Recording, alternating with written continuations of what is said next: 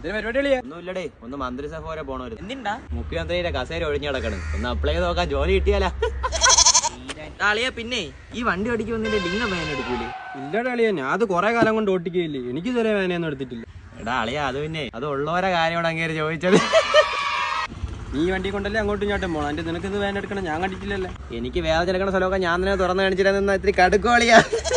പിന്നെ വൈകിട്ട് കളിക്കാൻ പോണ്ടേ? അളിയാ, ഇന്ന് കളിക്കാൻ പോകുന്ന മുമ്പേ ഇവന്റെ സൈസുള്ള ഒരു വലിയ കല്ലൊപ്പിക്കാൻ പറ്റും.